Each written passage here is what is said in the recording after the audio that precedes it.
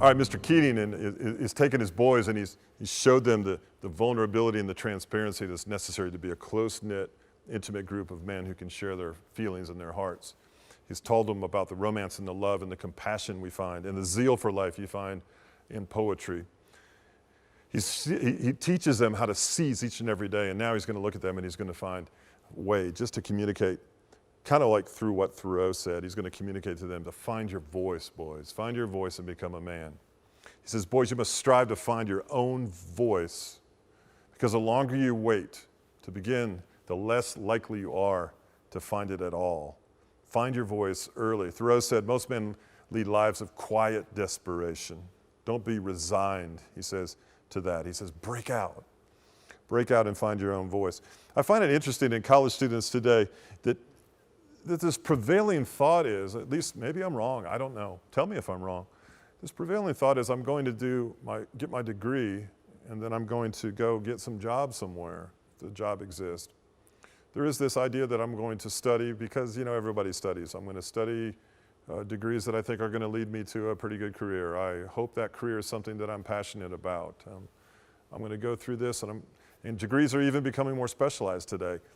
But I'm asking this question, like, what's your voice, man? What's your voice? What's your thing that you're so passionate about that you're not willing to wait on discovering it, that you so want to exercise and shout that voice into this world, that you'd go through the pain of whatever it takes to get to the position in life where you can maximize that potential, you know?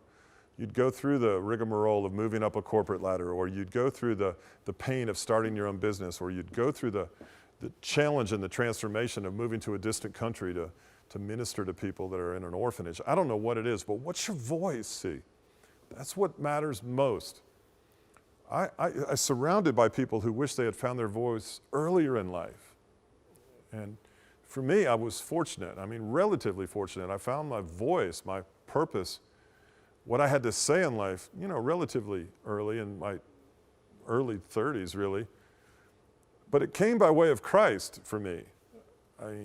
The one I opposed most of my life, the one I rejected most of my life, the one I mocked most of my life, and the one I mocked other people for liking. That was my voice, but my voice changed, and I found out that he is who he says he is, and he's as real as anything I've ever experienced, and he's very much interested in me finding my voice and being his voice. So my voice is to become his voice. My voice is to speak on his behalf and to glorify him.